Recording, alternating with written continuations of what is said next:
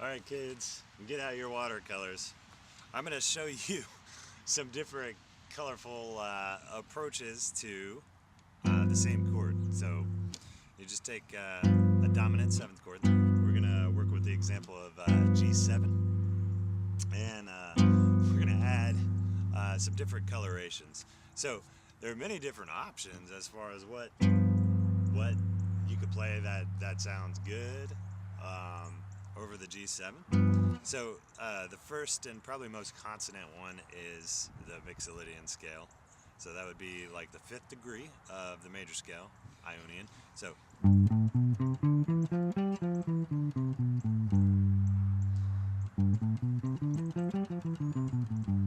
you think that sounds?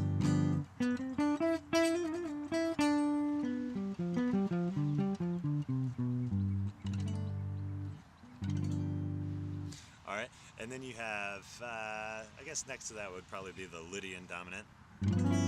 So, you've got a sharp 11 in there. Ah, that's a neat color. It's like a big question mark, right? Alright. So, I'll play that scale.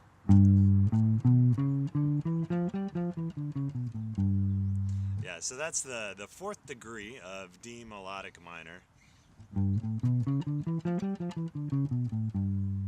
It's like all the interesting modes are based off of melodic minor, and that's one of them.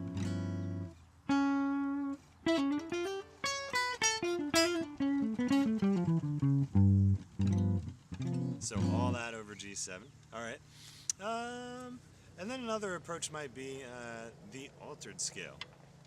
And so that would be the 7th degree of melodic minor. And so it goes like this.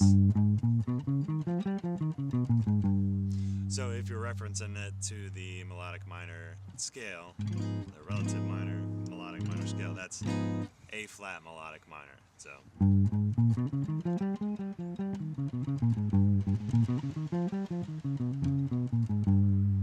all right. So that's a fun choice. And that always leads me to the 4 chord. I'll do that like in a blues. You know, it could be one of the other approaches, the other colors, and then like right before you go to the 4 chord, you start doing that altered scale, and then you're on the 4 chord, and so that's that altered scale is very fun. A lot of times you'll use like on the 5 chord. The 5 chord in G would be D7, and so it would be like a D7 sharp 9. All right, that you'd play that. You'd play that altered scale over the 5 chord, and then you get back to the G7. So anyhow, I digress. Another useful scale playing over G7 would be the half whole diminished. So that goes like this.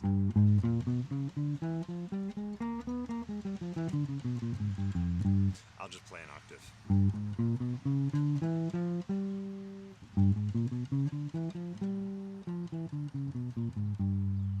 Okay. And so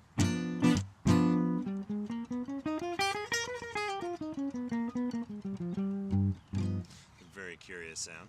All right, and that same scale you can use to get to the 4 chord. That's, I mean,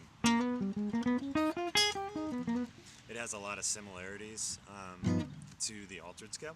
So anyhow, it can be used like that. It's kind of like a secondary dominant kind of thing. So another choice would be the Phrygian dominant mode, which would be the 5th degree of harmonic minor. So if we're playing a G7, that would be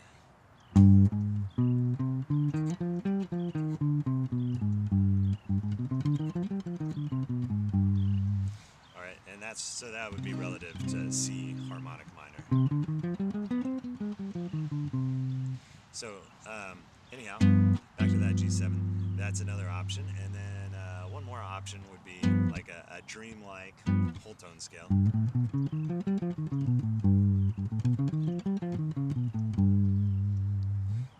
sounding.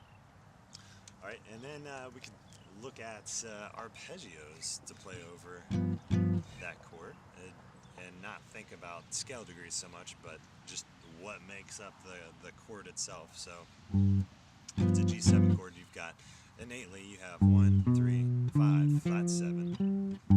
All right. So that right there is very consonant. And then we can expand to the 9th.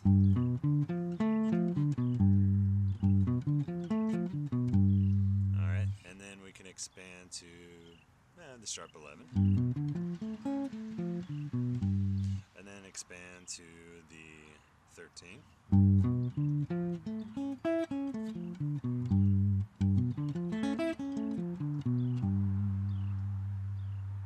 Okay, and another arpeggio you could use over that G7 is Diminished Arpeggio. And here we're going to start on the flat 2nd.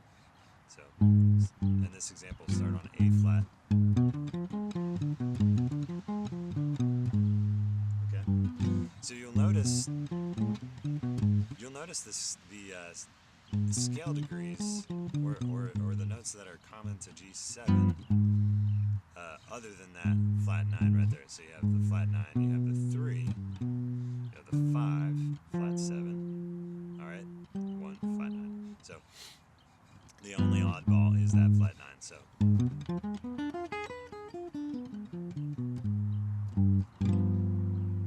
So another useful thing to add tension and kind of work as a secondary dominant to get to that C7, that 4 chord in the blues.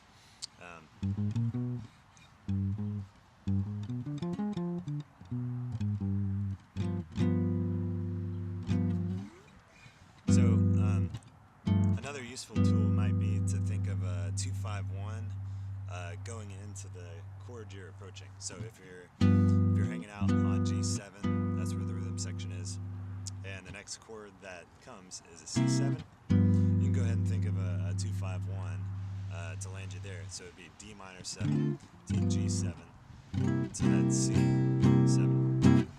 So while the rhythm section is doing a G7, you could go ahead and even just do it like a straight arpeggio.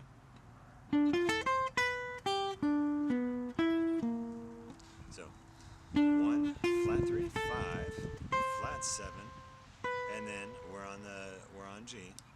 So that's the 3rd. 1, 5, 3, and then we're on the C.